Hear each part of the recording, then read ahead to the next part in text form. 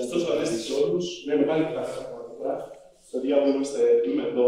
Είναι η δεύτερη φορά που έρχομαι και για μένα είναι πολύ συγκινητικό με την έννοια που έχει ο όρος συγκινούμε. Γιατί είναι ευκαιρία, είναι καιρός όλα αυτά τα κτίρια που έχουμε εδώ στο ΕΚΠΑ επιτέλους να χτίσουν γέφυρες μεταξύ τους και να μην δουλεύουμε ο καθένας κλεισμένος στο κουτί του. Θα ήθελα να αποδομήσω δύο μύθους που συνδέονται με τη θεολογία για να τους συνδέσω με τη χημεία και με ήτα και με ύψιλον.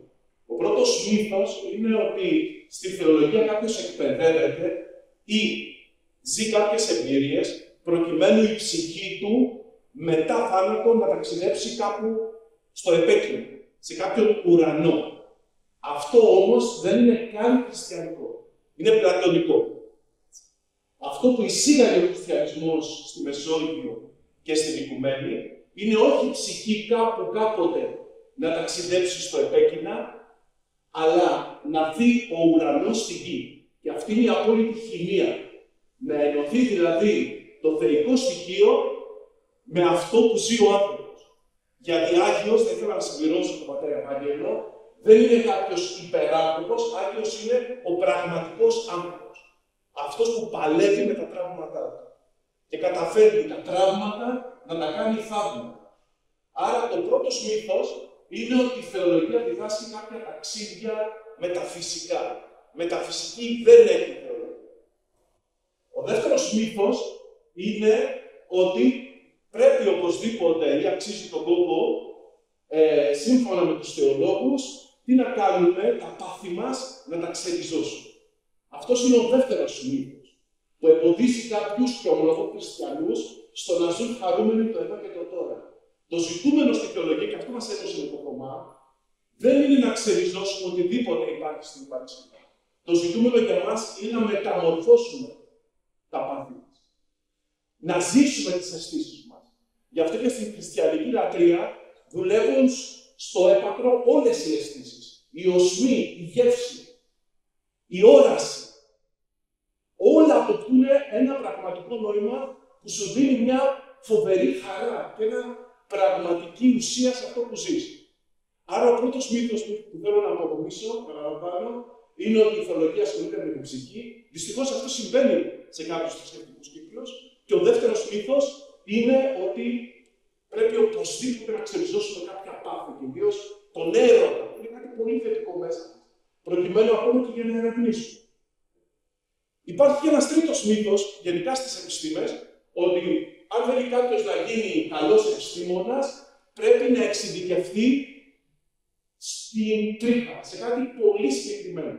Και αυτό κάναμε επί πολλά χρόνια. Και εμείς προσπαθούσαμε ο καθένας στην ειδικότητά του να ειδικευτεί σε κάτι πολύ ειδικό. Πλέον η επιστήμη στην εποχή της τεχνητής νοημοσύνης μας διδάσκει ότι αν θέλεις πραγματικά να είσαι και ολοκληρωμένος επιστήμονας, αλλά και χαρούμενος άνθρωπος, πρέπει αντί συνεχώς να σκάβεις στα έντακα του εξαρτημένου, να μπορείς και να απλώνεσαι και να διαλέγεσαι και με τις άλλες ειδικότητες. Εγώ όταν μου φέρνουν κάποιο μάστερ ή διδακτορικό, το πρώτο που ρωτώ τον φοιτητή είναι πόσα χιλιόμετρα έκανε στη φύση προκειμένου να συντάξει το κείμενο που μου έχει φέρει μπροστά μου. Πόσα χιλιόμετρα έκανε στη θάλασσα, προκειμένου όλες αυτές τις σκέψεις να τις πραγματικά να τις ενώσει σε κάτι πραγματικά καθολικό.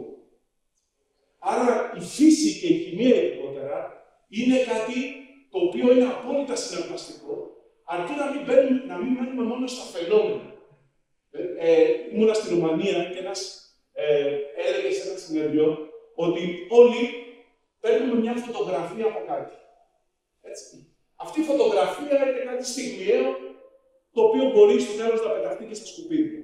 Εάν αυτή η φωτογραφία συνδυαστεί με αισθήσεις, δηλαδή με ένα ωραίο φαγητό ή με μια πολύ ωραία μυρωδιά, τότε αυτή η φωτογραφία πάβει να είναι απλά μια απεικόνιση μιας πραγματικότητας κοινικής ή φυσικής.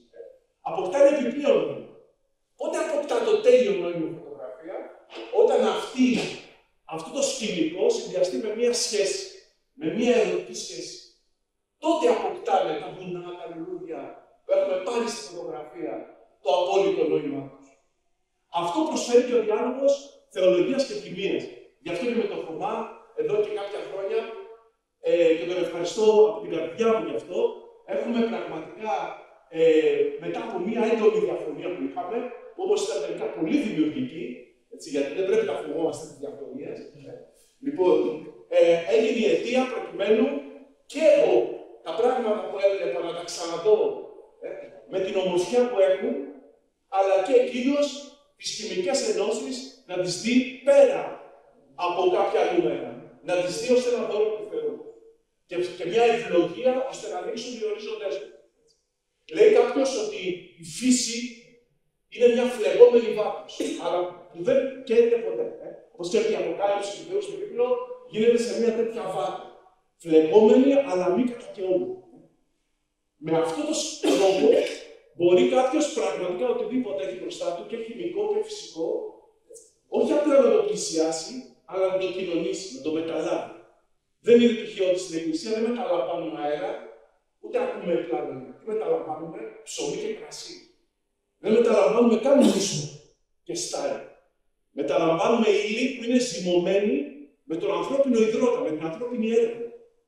Αυτό καλούμαστε όλοι, να μεταλάβουμε, να κοινωνήσουμε τη φύση. Και να αισθανθούμε ένα σώμα, μια αγκαλιά όλοι μαζί. Αυτό είναι που θα μας δώσει χαρά και στην εποχή που τώρα ξεκινάει της τεχνητής νοημοσύνης. Πιστεύω ότι το μεγάλο στίχημα είναι ακριβώς να χτίσουμε γέφυρες, να αισθανθούμε οικογένεια και να πάψουμε να μένουμε στα φαινόμενα. Τότε πραγματικά θα γίνουμε άνθρωποι χαρούμενοι και άνθρωποι, όπως είπε και ο πατήρ Ευάγγελος, που έχουν κάτι να εξαπλώσουν στον κόσμο. Σας ευχαριστώ πολύ.